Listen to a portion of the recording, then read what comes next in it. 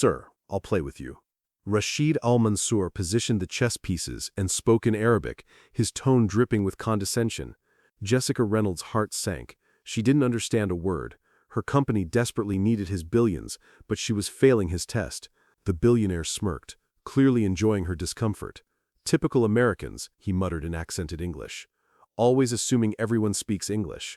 Jessica's face burned with humiliation. Suddenly, a small, clear voice rang out in perfect Arabic. I'll play with you, sir. Everyone turned.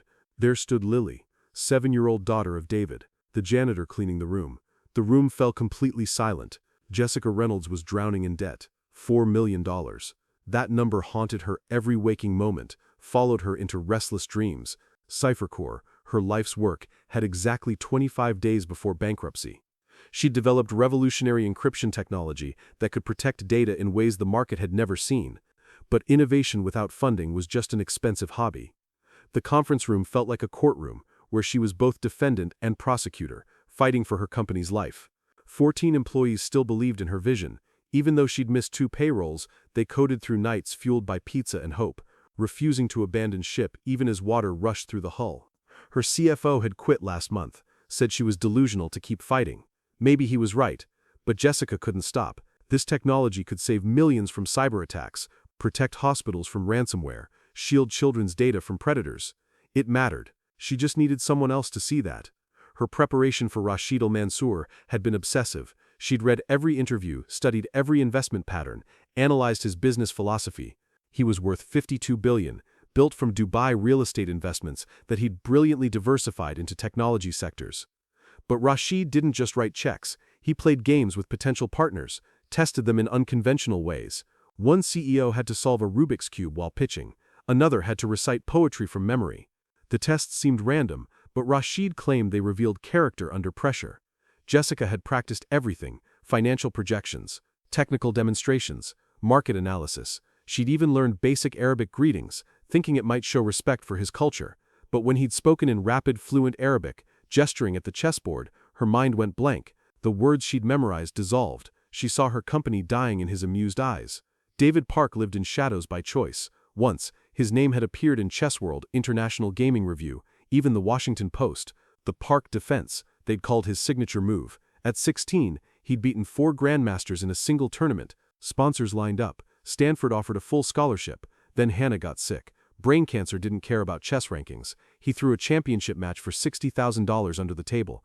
Enough for experimental treatment. It bought them 4 more years together. 4 years of watching her fade while Lily grew. Hannah died when Lily was 3, taking his chess career with her. The scandal of the throne match destroyed his reputation. Sponsors vanished. The chess world had no forgiveness for cheaters, regardless of reasons. Now he pushed mops, emptied trash, replaced paper towels. CipherCore paid $16 hourly, plus benefits, enough for a small apartment, Lily's school supplies, food that wasn't ramen. He worked nights so he could walk Lily to school, help with homework, teach her chess on their thrift store board. Nobody at CipherCore knew about his past. He was just David, the reliable janitor who never missed shifts. He'd watched Jessica Reynolds pour her soul into this company. She reminded him of his younger self, brilliant, passionate, naive about how cruel the business world could be. He'd seen her sleeping at her desk, living on energy drinks and determination. Part of him wanted to tell her that talent wasn't enough, that the game was rigged against people like them. But hope, even false hope, was sometimes all that kept people going. Lily Park understood things other 7-year-olds didn't. She knew Daddy was sad even when he smiled. She knew they were different from families with new cars and vacation photos. She knew the chess pieces had names Daddy whispered like prayers. Hannah's sacrifice, Lily's defense, the endgame that never came. But she also knew Daddy loved her more than chess, more than the trophies he'd hidden in the closet, more than the life he'd lost. Languages came to her like gifts. Mrs. Amina next door taught her Arabic while Daddy worked. The Lebanese grocer practiced with her. Chinese grandmothers in the park corrected her Mandarin pronunciation. Spanish from television, French from library books, Russian from online videos, Portuguese from the Brazilian nanny upstairs, German from the elderly man at the coffee shop. Patterns and sounds collected in her mind like treasures. School was easy, boring even. Teachers said she was gifted, needed advanced programs. Daddy would smile sadly and say, maybe next year. Lily didn't push. She understood money, even if adults thought she didn't. She saw how Daddy counted change at grocery stores, how he fixed her shoes with glue instead of buying new ones. So she learned everything she could for free. Languages from neighbors, chess from Daddy, mathematics from library books. When Daddy brought her to work that day because school was closed for parent-teacher conferences, Lily promised to stay quiet in the break room, but voices drew her toward the conference room, especially the Arabic, Egyptian dialect. Cairo, specifically. She recognized it. She heard Miss Jessica's voice too. Tight with panic, Lily couldn't help herself. Languages were meant to be bridges, Daddy always said. Maybe she could build one. Rashid Al-Mansour had built his empire on reading people, micro-expressions, voice patterns, body language, all data points in human behavior. The chess test wasn't about the game itself, but about response to unexpected challenges. Jessica Reynolds had failed spectacularly, not because she didn't know Arabic or chess, but because she'd frozen instead of adapting. He was about to dismiss her. Another idealistic entrepreneur without the steel to survive. Then the child's voice cut through his judgment. Perfect Arabic, not textbook, not formal, but street Arabic with Cairo inflections he hadn't heard since childhood. A janitor's daughter fearlessly offering to play chess with a billionaire. The contrast was so stark, so unexpected that it shattered his assumptions. "You speak beautifully, little one," Rashid said in Arabic, genuinely curious. "Who taught you?" Lily climbed onto the chair across from him, her feet dangling. "Everyone teaches me," she replied in Arabic. "Mrs. Amina says languages are bridges. The more bridges you build, the more worlds you can reach." She switched to English, looking at Jessica. "Don't worry, Miss Jessica. He's testing you but not how you think." The observation was unnervingly accurate. Rashid studied the child more carefully. Intelligence blazed in those dark eyes, the kind that saw through pretense. "And what do you know of tests?" he asked. "Daddy says life is full of tests," Lily replied, arranging chess pieces. "But the real test isn't winning, it's how you play when you're losing." David wanted to disappear through the floor. Lily had blown their cover, revealed their existence to people who mattered. In his experience, being noticed by the powerful only brought pain. But Lily was already setting up the board with practiced efficiency, chattering in Arabic about chess philosophy. "Daddy was famous once," she told Rashid matter-of-factly. "But he says being famous isn't as important as being good. That's why he teaches me to play properly, not just to win." Rashid's eyes sharpened, looking at David with new interest. "You play?" David's throat felt like sandpaper. "A little," Lily laughed, the sound bright as bells. "Daddy's being modest. He has trophies hidden in our closet, lots of them." Jessica watched this surreal scene unfold, her carefully prepared presentation forgotten. A billionaire and a 7-year-old setting up chess while discussing philosophy. A janitor who might be a former champion. Her last chance meeting had veered completely off script, but something about it felt more real than any boardroom presentation she'd ever given. "Mr. Al-Mansour," she ventured, finding her voice, "I can explain my company's value proposition while you play." Rashid waved his hand. "Value propositions are words, Miss Reynolds. Let's see what truths emerge from this game." He moved his pawn forward. Lily responded instantly with her knight, an aggressive opening that made him raise his eyebrows. "Interesting. Your father taught you the Nimzowitsch opening." "Daddy says conventional openings are predictable," Lily replied. "Better to make your own path than follow someone else's." The game progressed with surprising intensity. Lily played with a mixture of orthodox technique and creative improvisation that kept Rashid engaged. Meanwhile, Jessica found herself explaining CipherCore's technology without her prepared script, speaking from passion rather than memorized bullet points. She talked about the nurse who'd thanked her for protecting patient records, the small business owner who'd avoided ransomware disaster, the vision of democratizing security so everyone could be protected, not just those who could afford premium solutions. David stood frozen by his cart, watching his daughter play chess with a billionaire while his secret past unraveled with each move. Lily's style was unmistakably influenced by his teaching, the park defense variations, the psychological pressure, the ability to see 7 moves ahead. Anyone who knew chess would recognize it. "Your father," Rashid said to Lily while contemplating his next move. "He must be quite accomplished to teach you such sophisticated strategies." Lily beamed with pride. "Daddy's the best teacher in the whole world. He says chess is like life. Every piece has value, even pawns. And sometimes sacrificing something important is the only way to protect what matters most." The words hung heavy in the air. David's hands gripped the mop handle until his knuckles went white. That philosophy had cost him everything once. "Miss Reynolds," Rashid said, not looking away from the board, "tell me about your team." Jessica sensed this was important. 14 people who believe in this technology enough to work without regular pay. They could make 3 times their salary at Google or Microsoft, but they stay because they believe we're building something that matters. "And your janitor?" Rashid asked casually. "Is he part of this believing team?" Jessica glanced at David, really seeing him for the first time. Not just the quiet man who emptied trash bins, but someone who'd raised this extraordinary child, who clearly had depths she'd never imagined. "Everyone at Cipher Core matters," she said carefully. "We're only as strong as Daddy fixed Miss Jessica's computer last week," Lily interrupted cheerfully. She was crying because the code wouldn't work, and Daddy looked at it and showed her where the recursive loop was broken. Jessica's mouth fell open. That bug had plagued her for days. She'd assumed one of her developers had fixed it. "You understand code?" she asked David. He shrugged uncomfortably. "Patterns are patterns, whether they're chess moves or algorithms." Rashid captured Lily's bishop, but she didn't flinch. Instead, she moved her rook into position with confidence beyond her years. "Check," she announced calmly. Rashid studied the board, realizing he'd walked into a trap. The 7-year-old had sacrificed her bishop to create an opening, just as her father had apparently sacrificed his career for something more important. "You've raised a remarkable daughter," he told David, in a tone that suggested he knew more than he was saying. "She's everything," David replied simply. No elaboration, no justification, just truth. Rashid moved his king out of check, but Lily was already 3 moves ahead. Her queen swept across the board in a move that would have made grandmasters proud. "Checkmate in 4 moves," she announced, then added kindly, "unless you want to sacrifice your queen. But Daddy says that's only worth it if you're protecting something more important."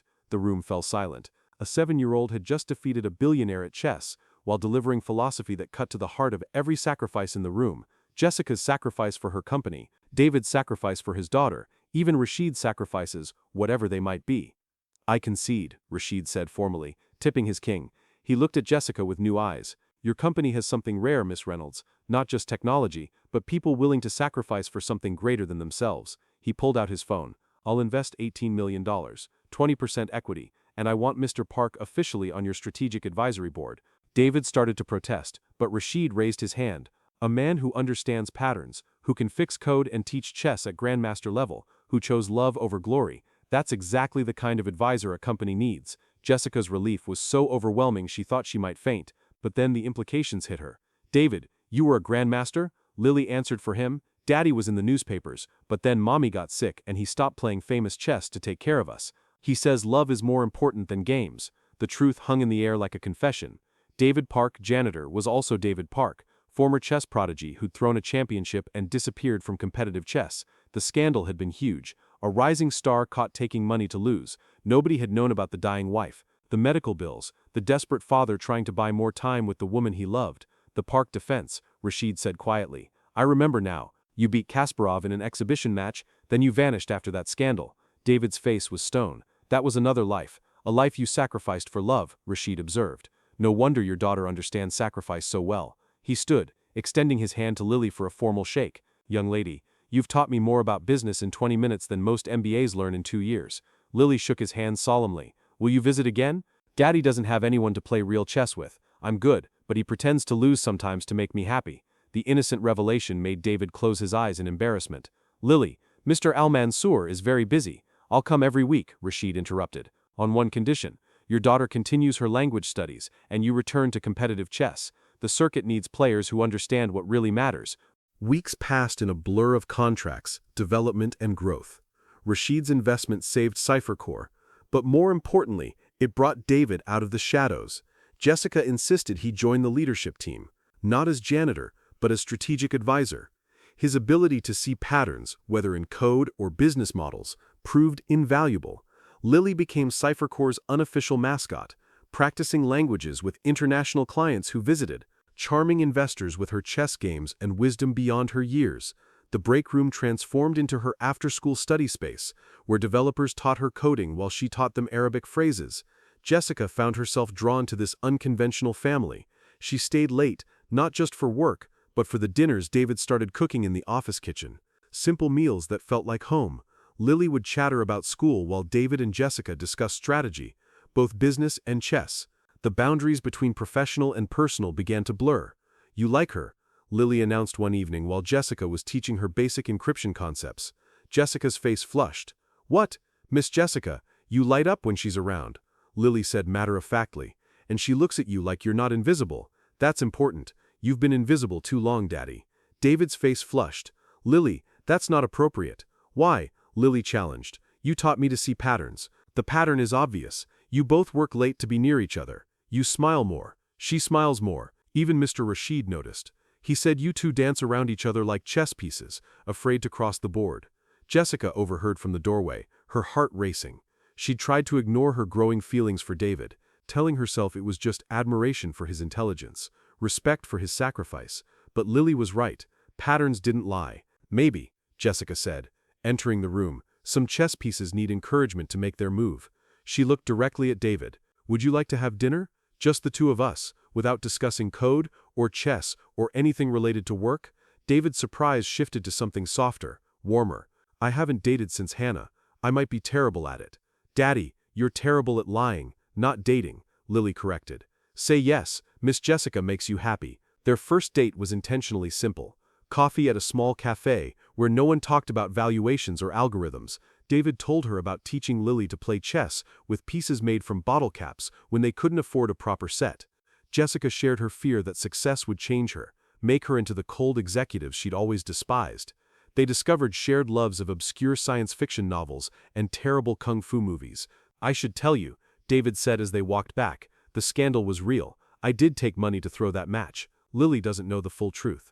Jessica stopped walking. Tell me. So he did. Every painful detail. Hannah's diagnosis, the experimental treatment not covered by insurance, the desperate decision to take $60,000 to lose a match he could have won blindfolded, the Chess Federation's investigation, the lifetime ban, the sponsors who abandoned him overnight. You traded your dreams for love, Jessica said softly.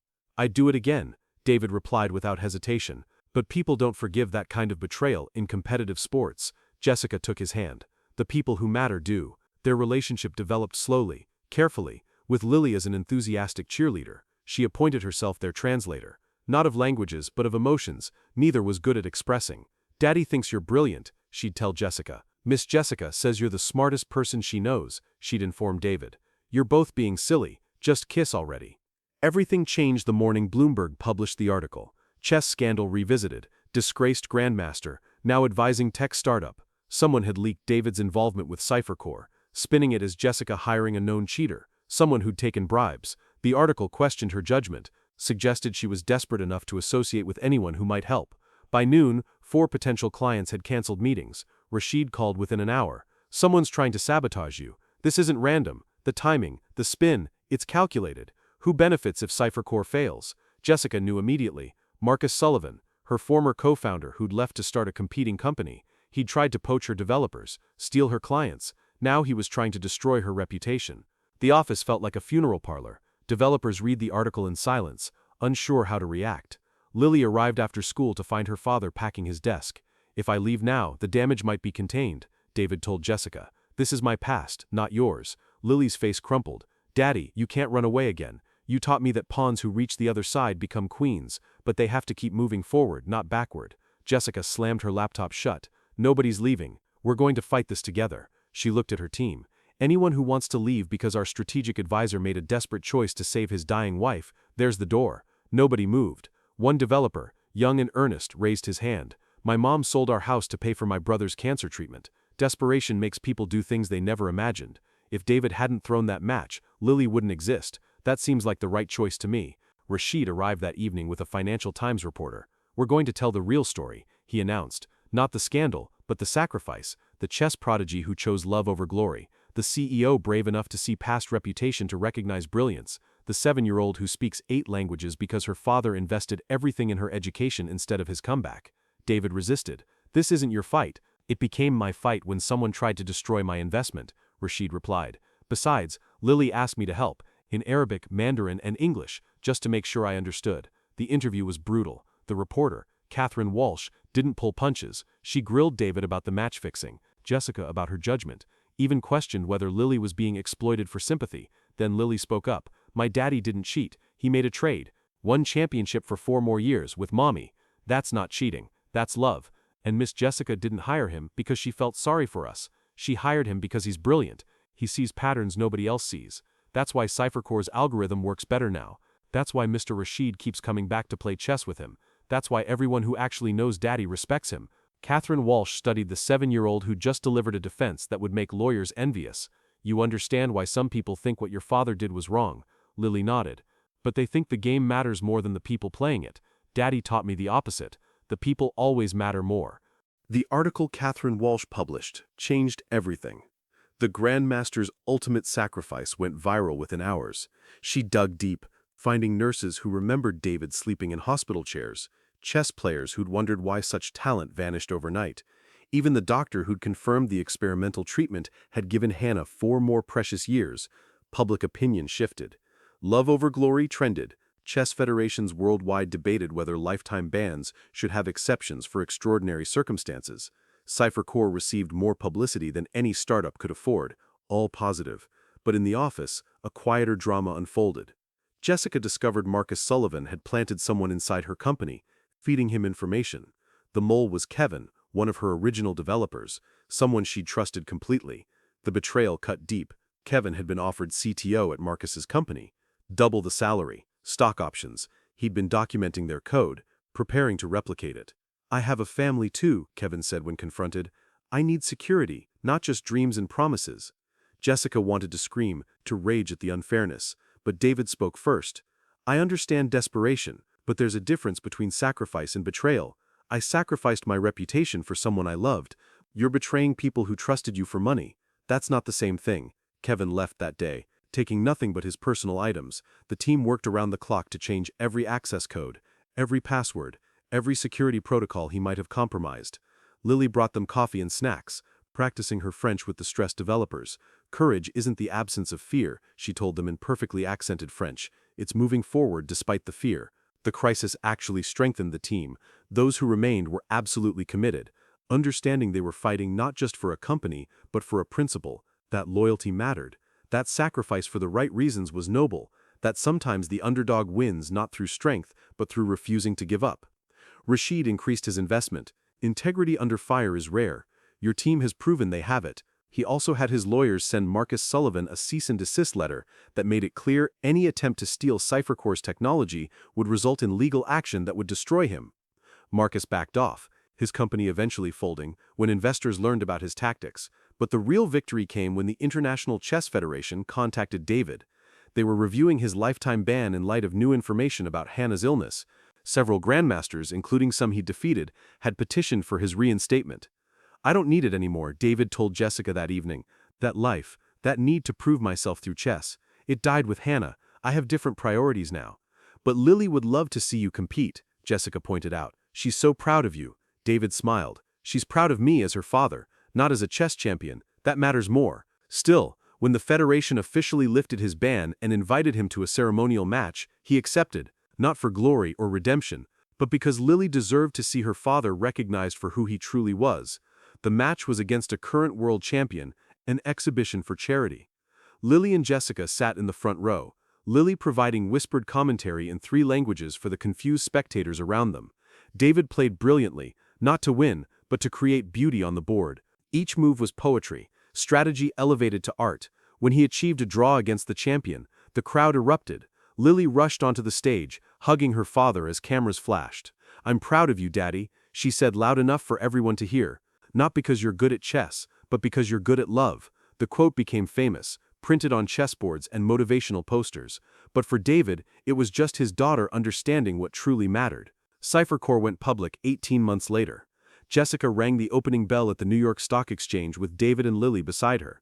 The company was valued at $250 million. Every employee who'd stayed through the crisis became a millionaire on paper. But the real celebration happened that evening in their office, the same room where Lily had first challenged Rashid to chess. The team gathered for champagne and juice boxes, toasting not their financial success, but their survival as a family. "None of this would have happened without Lily," Jessica said, raising her glass. "A 7-year-old who reminded us that bridges are built with understanding, not just words." Lily, now 9 and even more precocious, stood on a chair to respond. "None of this would have happened if adults remembered what children know, that being kind is more important than being right, that helping is more important than winning, and that families aren't just about blood, they're about choosing to stand together when everything falls apart." Rashid, who'd flown in for the celebration, wiped his eyes. "In 45 years of business, I've never seen anything like this. A company built on sacrifice, tested by betrayal, strengthened by love. You've redefined what success looks like." He looked at Lily. "Young lady, when you're old enough, I have a standing offer. Come work for me. Anyone who can see truth so clearly is someone I want on my side." Lily grinned. "Only if Daddy and Jessica can come too. We're a package deal now." The room laughed, but the truth of it resonated. They were a package deal. The CEO who'd risked everything on a dream, the grandmaster who'd chosen love over glory, and the child who'd built bridges between worlds. Later that night, after everyone had gone home, Jessica found David in the conference room where it all began. He was teaching Lily a new chess opening on the same board where she'd defeated Rashid. "Marry me," Jessica said suddenly, the words escaping before she could overthink them. Both David and Lily looked up in surprise. "I know we've only been dating a year, but I can't imagine Cyphercore without you. I can't imagine my life without either of you. We're already a family in every way that matters. Let's make it official." David stood slowly, crossing to where Jessica stood. "I haven't been someone's husband since Hannah. I'm not sure I remember how." "You remember how to love," Jessica said. "That's all that matters." Lily bounced between them. "Say yes, Daddy. I already call her Mom in my head anyway." David laughed, pulling both of them into his arms. "How could I say no to my two queens?" They were married 6 months later in the Cyphercore office, surrounded by their found family of developers, investors, and unlikely friends. Lily served as both flower girl and translator, switching between languages as international guests offered congratulations. Rashid gave a toast that made everyone cry, talking about how 3 broken people had become whole by choosing each other. "In chess," he said, "the endgame is when true mastery shows, when pieces are few and every move matters absolutely." Jessica, David, and Lily have shown us that in life's endgame, when everything seems lost, love isn't just the best strategy. It's the only one that truly wins. The wedding cake was topped with chess pieces, a king, a queen, and a pawn that Lily had painted to look like a princess. "Because pawns can become anything," she explained to guests, "just like people can become more than what they started as." Marcus Sullivan attended the wedding. It had been Jessica's idea, a gesture of forgiveness that David initially resisted, but Marcus came humbled. His own company failed, his reputation destroyed by his own tactics. "I was wrong," he told them simply. "I thought business was war. You've shown it can be something else, something better." Jessica offered him a position at Cyphercore, not as CTO, but as a junior developer. "Everyone deserves a second chance. Michael taught me that, but second chances require genuine change. Are you ready for that?" Marcus accepted, working his way up slowly, earning trust through actions, not words. He became one of their most dedicated employees, often staying late to mentor younger developers, sharing his failure as a cautionary tale. 3 years passed. Cyphercore became the industry standard for encryption technology. They opened offices globally, but the heart remained in that original building, where a janitor had mopped floors and a little girl had translated Arabic. Lily, now 12, spoke 12 languages fluently and had started competing in chess tournaments. Not for glory, but for the joy of the game. She often quoted her father, "Winning is temporary, but how you play echoes forever." David returned to competitive chess selectively, playing in tournaments that benefited charities. His return to the circuit was triumphant, not because he won, though he often did, but because he played with joy again. The shadow that had haunted him since Hannah's death finally lifted.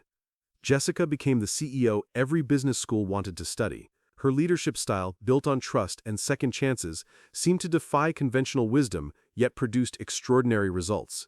She spoke at conferences about the power of unlikely partnerships, always crediting David and Lily for teaching her that strength comes from vulnerability, not invulnerability.